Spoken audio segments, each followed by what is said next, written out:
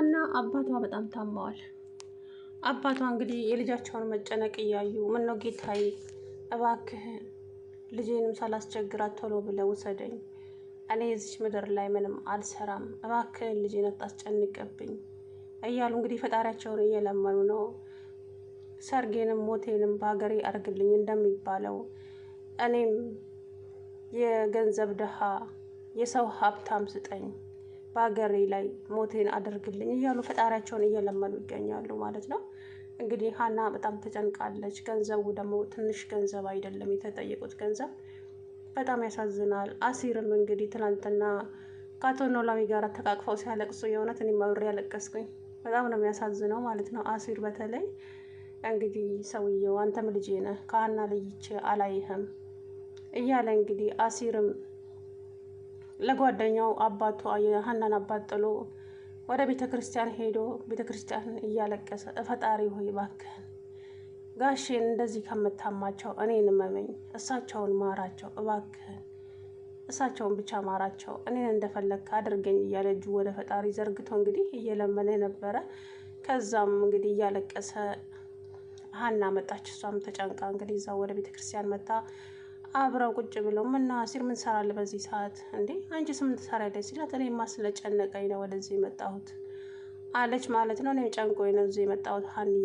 ለምን ጨነቀ? ምን ሆነክ ነው? ያባዬ ነገር ነው አይደለ ስትላት ከጠየቅሽኝ ያው አልዋሽሽም፣ በቃ የእሳቸው ነገር ቢያስጨንቀኝ ነው ለጓደኛ ጥዬ የመጣሁት።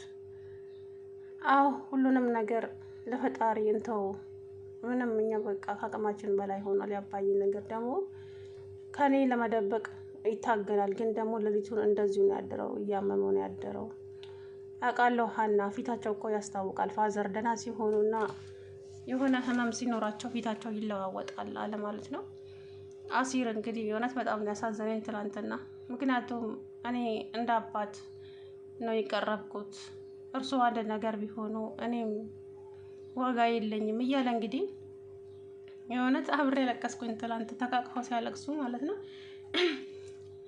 ሀና ደግሞ እንግዲህ የሜላት ልጅ ነች ወይስ አይደለችም? አንድ ልጅ መታለች። ቤተሰቦቼን ልፈልግ ነው የዛሬ 16 ዓመት አካባቢ ነው ብላ የሆነ ቴሌቪዥን ላይ የሚሰራን ሰውዬ መንገድ ላይ አስቆማ ጠየቀችው። እሱም ደግሞ እባክህን 1 ደቂቃ 2 ደቂቃ ብቻ ስጠኝ የምጠይቅ ነገር አለኝ አለችው። በግድ አስቆመው። እሺ ምንድነው ጥያቄ ሲላት በመጀመሪያ አድናቂክ ነኝ አለች። ጎበዝ፣ የምታቀርባቸው ነገሮች በጣም ጥሩ ናቸው። እናም ወደ ጉዳይሽ ግቢ አላት። ወደ ጉዳይ ስገባ ቤተሰቦቼ ጠፍተውብኝ ቤተሰቦችን ነው የምፈልገው አላት አለችው። ሰላም አለይኩም ወራህመቱላሂ ወበረካቱ። ድነት የተከበራችሁ ቻናል ቤተሰቦች እንዴት ናችሁ? እኔ ያለው አልሐምዱሊላህ። እንግዲህ ሀና የእውነት በጣም ነው የምታሳዝነው። ማነው የሚረዳት ሰው የለም ከፈጣሪ በስተቀር። አባትየውም ደግሞ ከልጃቸው እየተደበቁ እባክህን ጌታዬ ውሰደኝ፣ እባክህን እኔ በቃኝ፣ ልጄንም ከዚህ የበለጠ አታስጨንቅብኝ እያሉ እያለቀሱ ይገኛሉ። አሁን አቶ ኖላዊ አንድ ነገር ቢሆኑ አይበለውና ሀና ቤተሰቦቿን ሳታቅ እንዴት ነው የሚሆነው? እኔ ደግሞ ያ ነገር አሳስቦኛል። በቃ አባትየው ህመማቸው እየባሰባቸው ነው። ልጃቸውን ላለማስጨነቅ ህመማቸውን እየደበቁ ነው እንጂ ታመዋል። ግን ደግሞ እሷ ግዴታ ቶሎ ብሎ ቤተሰቧን ማወቅ አለባት። ልጅ በጣም ነው የምትጎዳው። ዘመድ አዝማድ የላትም ከአባቷ በስተቀር ማለት ነው። ስለዚህ እንደምንም ብላው አቶ ኖላዊ የሀናን ቤተሰብ ማፈላለግ አለቦት ማለት ነው። እንግዲህ ሀኒ የሜላት ልጅ ትሁን አትሁን አላውቅም። ትናንትና የሆነች ልጅ መታለች መግቢያው ላይ እንዳልኩት። እንግዲህ ትናንትና እያወራች ነበረ ማለት ነው። የሆነ ሰውዬ አስቁማ ቤተሰቦቼ ከዛሬ 16 ዓመታት በፊት ነው የጠፉብኝና እነሱን ለመፈለግ ነው። ታሪኩ ረጅም ነው፣ ብዙዎቹ እንደዚህ ይላሉ ምናምን፣ ጥሩ አጋጣሚ ነው አላት ማለት ነው ሰውየው። እና መረጃ ካለሽ ሙሉ መረጃው ካለሽ አቅጣጫው አካባቢው ምኑ ካለሽ ይቻላል አላት። አለኝ እሱ እንኳን አያሳስብም አለች። ነይ በቃ እየሄድን እናወራለን፣ መኪና ውስጥ ግቢ ብሎ ይዟት ሄደ። ሀንዬ የአባቷ ነገር በጣም አስጨንቋታል። የተጠየቀችው ገንዘብ ከ3000 እስከ 400 ብር ነው። እንግዲህ ከ300 እስከ 400 ብር፣ ይህ ሁሉ ገንዘብ ደግሞ አንዲት ሰው ቤት ሰርታ ከየት ታመጣዋለች? ከዚህ በፊት ወይዘሮ ሜላት 100 ብር አስገብታላት ነበረ። ግማሹን ለአባቷ ለሕክምና ለመድኃኒትም ለምንም አደረገችና 30 ሺህ ብር ብቻ እጇ ላይ ቀረ። ያንን 30 ሺህ ብር ደግሞ አሲር የታሰረ ጊዜ አጭበርብረው በሏት እነኛ ፖሊሶች ነን የሚሉት ሰዎች። እች ልጅ አሁን ምንም ነገር እጇ ላይ የለም፣ መድኃኒት መግዣ እንኳን የላትም። የእውነት በጣም ነው ያሳዘነች፣ እውነቱን ለመናገር ማለት ነው። እንግዲህ አሲርም ታዲያ ምን አባቴ ላድርጉሎት አባዬ ፋዘር፣ እኔም ተጨነቅኩኝ እኮ ምን ላድርግሎት፣ ፈጣሪ እኔን አሞኝ እርሶን ቢምሮት ምን አለ፣ እንደው በቃ የሚይዘው የምጨብጠው ነገር ጠፍቶብኛል እያለ በጣም ተጨንቋል ማለት ነው አሲር እንግዲህ የእውነት ከሀና በላይ የተጨነቀው እሱ ነው እውነቱን ለመናገር። እና እንግዲህ ወይዘሮ ሜላትም አንዴ ሰው አንዴ አውሬ ትሆናለች ልጅቷ ላይ፣ አንዴ ደህና ትሆናለች። እንዴ ልጅቷ እራሱ ተገርማ ሀና ትናንትና እትይ ደህና ኖት አለች። ምን ነው አለቻት።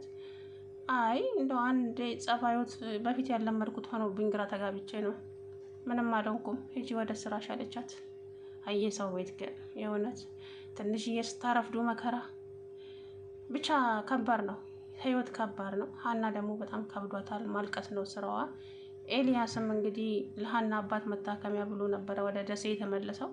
ነገር ግን እንግዲህ ነገሮች ባላሰባቸው ነገር ነው የሚሄዱት። ምክንያቱም እሱ የሚያስበው አልተሳካለትም መሰለኝ። ትናንት ደውላ እንግዲህ ኤልያስ አባዬን እያመመው ነው፣ እኔም ግራ ገብቶኛል፣ እሱ ወደ ሀገር እንመለስ ይለኛል፣ እኔ ደግሞ አይሆንም ብየዋለሁ፣ ገንዘቡም አልተገኘም፣ ምን ላድርግ እያለች ተጨነቀች ማለት ነው። ኤልያስም እስኪ ወደ ጸበል ውሰዳቸው፣ ምናልባት ጸበል ይሞክሩ። እንዴ ጸበልማ ይኖርንበት አይደለም ወይ? ጸበል እኮ እስከ ዛሬም ሲጸበል ነበረ፣ ግን ምንም የተሻለውና ለውጥ ያገኘበት ነገር እንትን አላለም። ግዴታ መታከም አለበት አባትየው።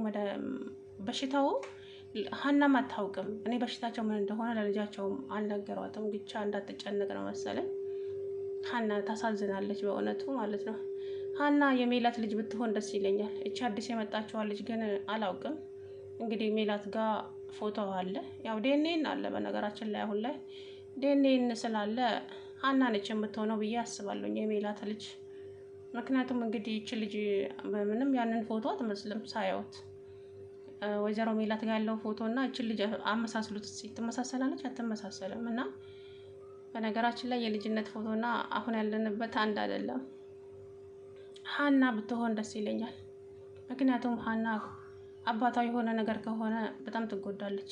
ዘመድ የለ፣ ወደ ማን ትጠጋለች? ጎበስ የእውነት በጣም ነው የምታሳዝነው። እና ሀና አባትየው ቶሎ ብለው ቤተሰቧን መፈለግ አለባቸው።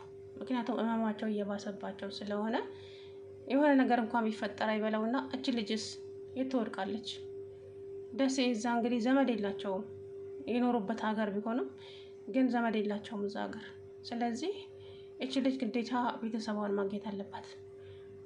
አቶ ኖላዊ አሁን ያንን ፎቶ እዛው ደላላው ጋር ወስዶ ወይ ደግሞ በቃ አጠያይቆ እዛ ታሪኩ ጋር ወስዶ ያን አጠገባቸው ያለው ፎቶ እና ሜላት ጋር ያለው ፎቶ አንድ አይነት ፎቶ ነው። በነገራችን ላይ ኖላዊ ጋር ያለው ፎቶና ሜላት ጋር ያለው ፎቶ አንድ አይነት ነው። ስለዚህ ሀና ነች የሜላት ልጅ። አሁን አቶ ኖላዊ ያንን ነገር ማድረግ አለበት ማለት ነው።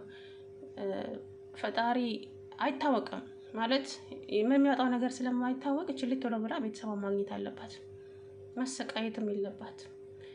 አቶ ኖላዊ እንግዲህ እውነት እናትና ልጅን አገናኝቶ እውነት ሕክምናቸውን እራሱ ትሸፍንላቸዋለች ብዬ አስባለሁ ወይዘሮ ሜላት።